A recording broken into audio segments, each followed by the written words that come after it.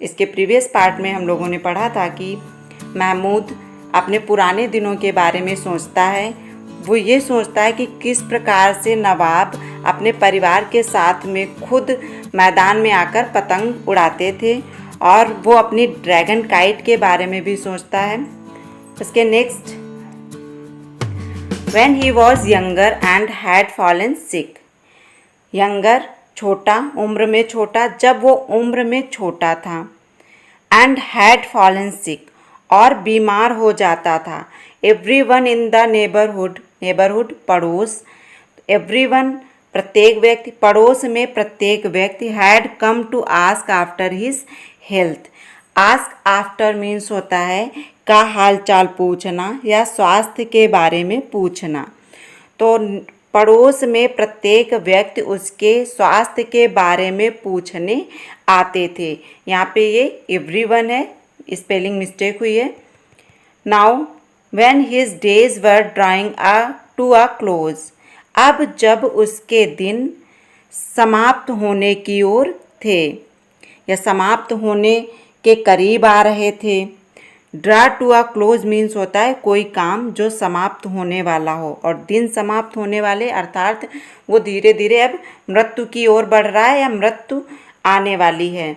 No one would visit him, तो उससे अब कोई मिलने नहीं आता। Most of his old friends were dead, उसके ज़्यादातर साथी मर गए थे। His sons had grown up, उसके पुत्र बड़े हो गए थे। One was working in a local garage, local means स्थानीय, गैराज यानशाला या गैराज, तो एक स्थानीय गैराज में काम कर रहा था। The other had stayed in Pakistan, दूसरा पाकिस्तान में रुका हुआ था या ठहरा हुआ था। Where he was at the time of partition, partition means विभाजन, तो जहाँ पर वो विभाजन के समय था, जब भारत और पाकिस्तान का विभाजन हुआ था तो उस समय उसका एक बेटा पाकिस्तान में था, तो विभाजन के बाद वो पाकिस्तान में ही ठहर गया। इसका नेक्स्ट पैराग्राफ है paragraph 13। The children who had bought kites from him, जो बच्चे उससे पतंग खरीदते थे 10 years ago, 10 साल पहले, were now adult struggling for a living, adult वयस्क, स्ट्रगलिंग संघर्ष करते हुए, फॉर अ लिविंग जीविका के लिए, लिविंग जीविका, तो वो जो बच्चे उससे 10 साल पहले पतंग खरीदते थे वो अब अपनी जीविका के लिए संघर्ष करते हुए वयस्क थे, अर्थात वो वयस्क जो अब अपनी जीविका के लिए संघर्ष कर रहे थे। They did not have time, उनके पास समय नहीं था।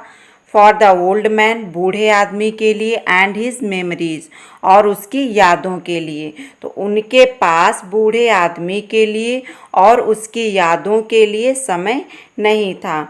Having grown up in a swift changing competitive world, they looked at the old kite maker with the same indifference as they saw towards the banyan tree. ये यहाँ पे 2 sentence हैं जिनको synthesis से जोड़ा गया है, सिंपल सेंटेंस हैं। तो अगर हम इनको अलग करके पढ़ेंगे तो हो जाएगा they had grown up in a swift changing competitive world. Swift changing तेजी से बदलने वाले, कम्पिटिटिव प्रतियोगी, वर्ल्ड संसार, वो तेजी से बदलने वाले प्रतियोगी संसार में बड़े हुए थे। ये ग्रोन है GROWN, वर्ड WORLD।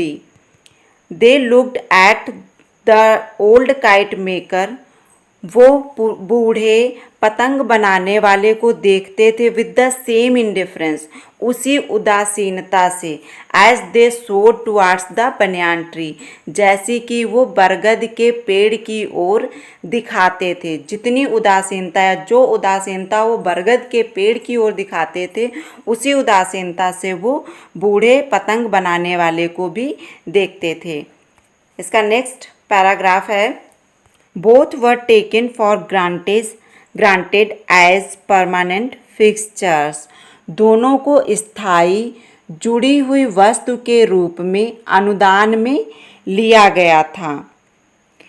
ग्रांटेड अनुदान, परमानेंट स्थायी, फिक्सचर्स जुड़ी हुई अर्थात ऐसी वस्तु जिसको अलग ना किया जा सके। दैट वर, यहाँ पे बोथ से मतलब है बरगद और महमूद। तो बरगद और महमूद को स्थायी जुड़ी हुई वस्तु के रूप में अनुदान में लिया गया था, जिनको वहाँ से अलग नहीं किया जा सकता। That were of no concern to the mass of humanity. Mass of humanity मतलब जन समूह, कंसर्न चिंता, जो जन समूह के लिए चिंता का विषय नहीं थे। दैट सराउंडेड देम, जो उनको घेरे हुए थे। तो जो उनको आसपास घेरे हुए थे वो उनके लिए बरगद और महमूद दोनों ही चिंता का विषय नहीं थे। No longer did people gather under the banyan tree to discuss their problems and their plans. Discuss विचार विमर्श करना, सलाह मशवरा करना, प्रॉब्लम्स समस्याएं, and plans योजना। तो नो लॉन्गर और अब नहीं। तो अब बरगद के पेड़ के नीचे लोग अपनी समस्याओं और योजनाओं के बारे में सलाह मशवरा करने के लिए और अब इकट्ठा नहीं होते थे। And their plans only in the summer months did someone seek shelter under it from the fierce sun. Fierce मतलब भीषण सन धूप। ओनली इन द समर, केवल गर्मी में, समर मंथ्स केवल गर्मी के महीने में। डिड समवन सीक शेल्टर, कोई शरण खोजता था, अंडर इट इसके नीचे, फ्रॉम द फियर सन भीषण धूप से। तो गर्मी के महीने में तो कोई इसके नीचे भीषण धूप से बचने के लिए शरण खोजता था। इसका नेक्स्ट पैराग्राफ है paragraph 15। But there was of course a boy his grandson. लेकिन वास्तव में एक लड़का उसका पोता था। पहले के पैराग्राफ में बताया गया है कि उसकी परवाह करने वाला, उसकी यादों के बारे में सोचने वाला कोई नहीं था। तो यहाँ बता रहे हैं कि एक लड़का था जो उसकी परवाह करता था, वो था उसका पोता। तो इट वॉज गुड, ये अच्छा था, that his son worked close by, कि उसका बेटा समीप में ही या पास में ही काम करता था। क्लोज बाई निकट में, समीप में। And he and the daughter in law could live in Mahmood house, और वो और उसकी बहू महमूद के घर में रह सकते थे। महमूद का बेटा पास में ही काम कर रहा था, तो वो सभी लोग उसके घर पे ही रहते थे। It gladdened his heart to watch the boy at play in the winter sunshine growing under his eyes. तो gladdened हर्षित करता था, his heart उसके हृदय को, to watch the boy लड़के को देखना, at play खेल में, in the winter sunshine सर्दी की धूप में, growing under his eyes और अपनी आँखों के नीचे अपनी देखभाल में बढ़ते हुए देखना। तो अपनी आँखों के नीचे बढ़ते हुए और धूप में उस लड़के को खेलते हुए देखना उसके हृदय को हर्षित करता था। बिल्कुल उसी प्रकार से like a young and well nourished sapling putting fourth new leaves each day, बिल्कुल उसी प्रकार से जैसे एक छोटे और सुपोषित पौधे को प्रतिदिन नई पत्तियां निकालते हुए देखना। तो जिस प्रकार से छोटे और सुपोषित पौधे को प्रतिदिन नई पत्तियां निकालते हुए देखना अच्छा लगता है या हृदय को हर्षित करता है, उसी तरीके से लड़के को खेल में देखना सर्दी की धूप में और उसे अपनी आँखों के नीचे बड़े होते देखना उसके हृदय को हर्षित करता था। There is a great affinity between trees and men. Affinity means घनिष्ठ संबंध, great बड़ा या बहुत। तो between trees and men पेड़ और मनुष्य के बीच में, आदमी के बीच में।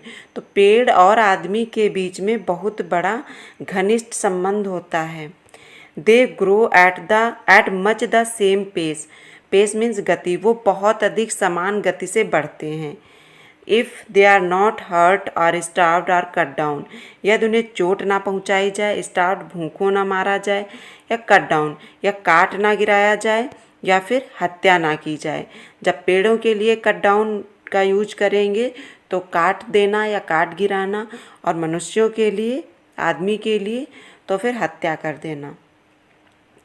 तो यदि उन्हें चोट ना पहुंचाई जाए, भूखों ना मारा जाए या हत्या ना की जाए तो वो समान गति से बढ़ते हैं। In their youth they are resplendent creatures, अपनी युवावस्था में वो देदीप्यमान प्राणी होते हैं। रिस्प्लेंडेंट मीन्स देदीप्यमान या चमकीला। तो अपनी युवावस्था में वो देदीप्यमान प्राणी होते हैं या चमकीले प्राणी होते हैं।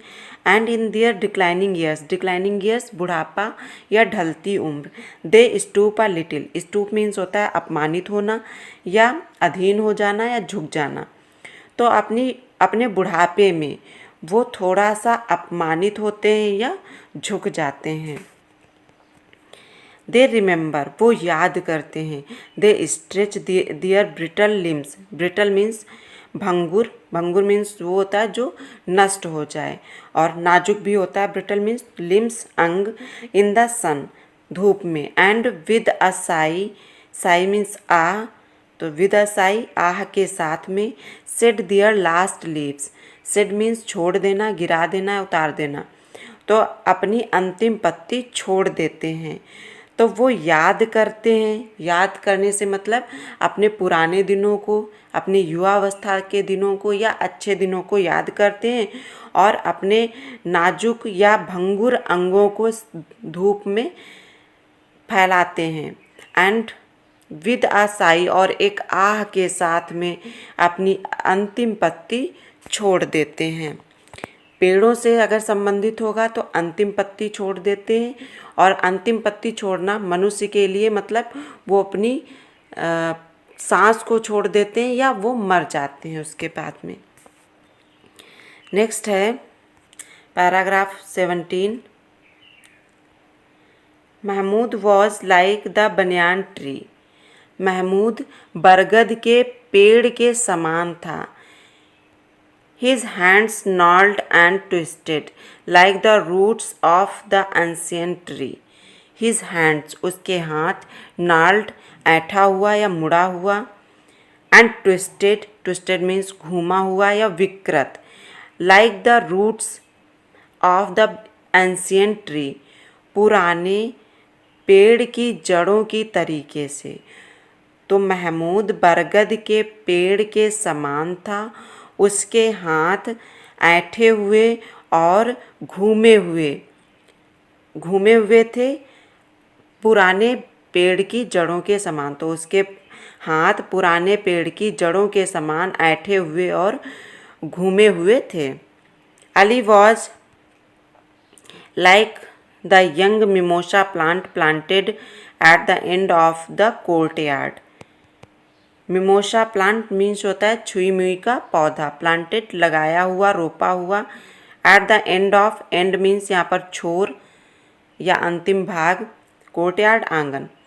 तो अली छोटे छुई मुई के पौधे के समान था, planted at the end of the courtyard, आंगन के अंतिम भाग या छोर पे रोपा हुआ। तो अली आंगन के अंतिम भाग या छोर पर रोपा हुआ छुई मुई के पौधे के समान, छोटे छुई मुई के पौधे के समान था। In 2 years both he and the tree would acquire the strength and confidence that are the characteristic of youth. In 2 years, 2 वर्षों में, both दोनों, he and the tree, वो यहाँ पे ही अली के लिए है, तो he and the tree वो और पेड़, would acquire प्राप्त कर लेंगे, the strength शक्ति या ताकत, and confidence और आत्मविश्वास, that are characteristic of youth, characteristic विशेषताएं ऑफ यूथ युवावस्था की। तो 2 वर्षों में दोनों अली और पेड़ अपनी ताकत को प्राप्त कर लेंगे, ताकत और आत्मविश्वास को प्राप्त कर लेंगे, जो कि युवावस्था के विशेषताएं हैं। Next paragraph 18। The voices in the street grew fainter. Fainter means हल्की, धूमिल। तो गली की आवाज़ें हल्की हो गईं। एंड महमूद वॉन्डर्ड, और महमूद आश्चर्यचकित था। If he was going to fall asleep and dream, and so he often did, of a beautiful powerful kite resembling the great white bird of the Hindus, Garud, God Vishnu's famous steed। ये आपका indirect का sentence है और if से जोड़ा गया है, interrogative का सेंटेंस है। तो महमूद आश्चर्यचकित था कि क्या वो, he was going to fall asleep, कि क्या वो सोने जा रहा है। फॉल एस्लीप सोने जाना। एंड ड्रीम, और स्वप्न देखने जा रहा है। And he so often did, जैसा कि वो हमेशा करता है। Of a beautiful powerful kite, एक सुंदर और शक्तिशाली पतंग का। रिजेंबलिंग, मेल खाती हुई, मिलती जुलती।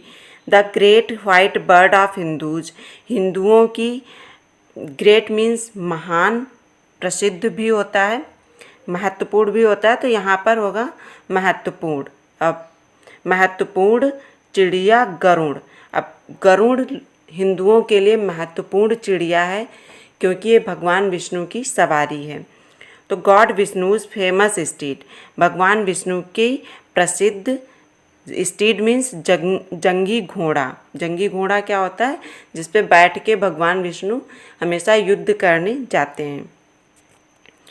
तो एक बार फिर से पूरा एक तरफ से देख लेते हैं। गली की आवाज़ें हल्की हो गईं और महमूद आश्चर्यचकित था कि क्या वह सोने जा रहा है। और हिंदुओं की महत्वपूर्ण सफ़ेद चिड़िया भगवान विष्णु का प्रसिद्ध जंगी घोड़ा गरुड़ से मेल खाती हुई एक सुंदर और शक्तिशाली पतंग का स्वप्न देखने जा रहा है, जैसा कि वो अक्सर करता है।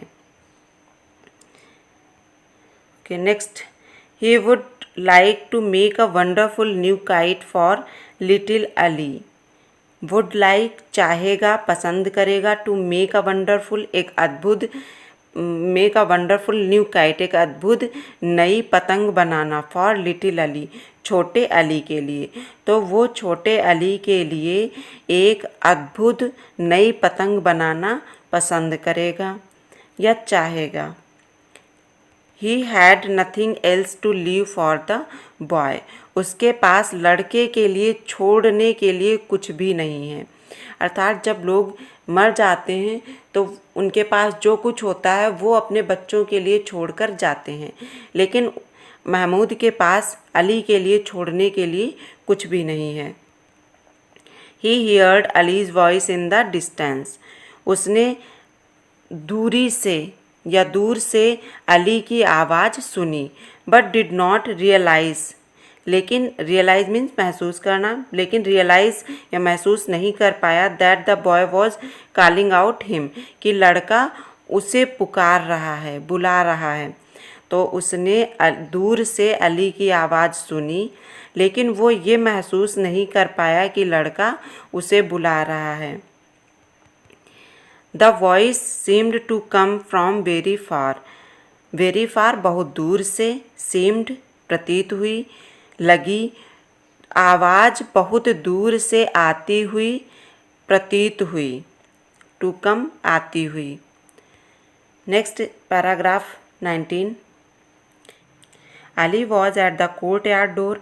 अली आंगन के दरवाजे पर था। Asking if his mother had return from the बाजार, ये पूछते हुए कि क्या उसकी माँ बाजार से लौट आई हैं।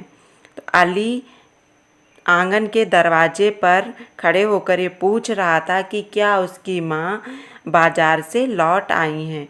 यहाँ पर ये सेंटेंस इंट्रोगेटिव का इनडायरेक्ट का सेंटेंस है, इफ से इसको जोड़ा गया है।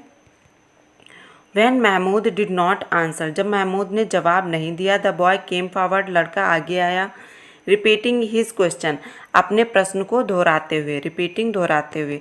तो जब महमूद ने जवाब नहीं दिया, लड़का अपने प्रश्न को दोहराते हुए आगे आया। The sunlight was slanting across the old man's head. Slant means होता है तिरछे होना, तो धूप बूढ़े आदमी के सर के पार तिरछी हो रही थी। And a small white butterfly was perched on his flowing beard. White butterfly सफ़ेद तितली, पर्च बैठी हुई थी, ऑन हिज फ्लोइंग बियर्ड उसकी बहती हुई प्रवाहित होती हुई दाढ़ी पर। यहाँ पे हवा चल रही है तो उसके कारण जो उसकी दाढ़ी हिल रही है, इसीलिए इसको कहा गया है बहती हुई या प्रवाहित होती हुई दाढ़ी। तो एक छोटी सफ़ेद तितली उसकी बहती हुई या प्रवाहित होती हुई दाढ़ी पर बैठी हुई थी। महमूद वॉज साइलेंट, महमूद शांत था। And when Ali put his small brown hand on the old man shoulder, और जब अली ने अपने छोटे भूरे हाथों को बूढ़े आदमी के कंधों पर रखा, he got no response. Response means जवाब या प्रतिक्रिया, तो उसने कोई जवाब या प्रतिक्रिया नहीं पाया। द बॉय हियर्ड अ फेंट साउंड, फेंट हल्की, तो लड़के ने एक हल्की आवाज़ सुनी, like the rubbing of marbles in his pocket. Rubbing रगड़न ऑफ मार्बल्स, मार्बल्स मीन्स कंचे, जो लड़के खेलते हैं, छोटी छोटी सी गोली या कंचे कांच की। तो रबिंग ऑफ मार्बल्स कंचे की रगड़न इन हिज पॉकेट, अपनी जेब में। तो लड़के ने अपनी जेब में कंचों की रगड़न जैसी हल्की आवाज़ सुनी। ओके, नेक्स्ट है paragraph 20। Afraid Ali turned and moved to the door and then ran down the street shouting for his mother.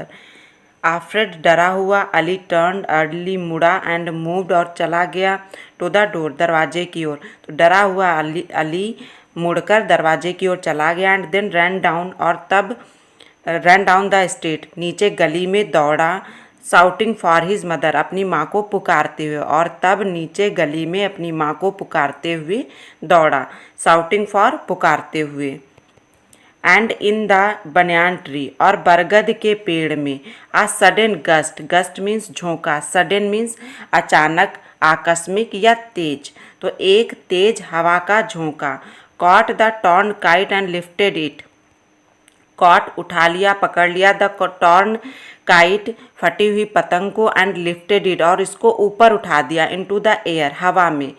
Carrying it far above the struggling, carrying ले जाते हुए, इट इसे, far above the struggling sweating city संघर्ष करती हुई और पसीना बहाती हुई, स्वेटिंग पसीना बहाती हुई, शहर से दूर, इनटू द ब्लू स्काई नीले आकाश में या नीले आसमान में।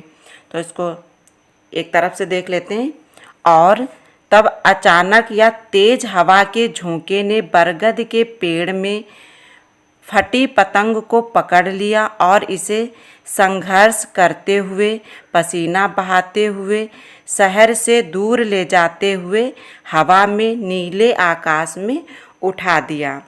कहानी के अंत में महमूद की मृत्यु हो जाती है और यहाँ पर आत्मा को सांकेतिक रूप से बरगद की फटी पतंग बताया गया है और महमूद के शरीर को बरगद का पेड़ बताया गया है। जिस प्रकार से बरगद के पेड़ से फटी हुई पतंग को हवा उड़ाकर दूर आकाश में ले जाती है, उसी प्रकार से महमूद की आत्मा को ऊपर उठाकर हवा दूर आकाश में ले जाती है।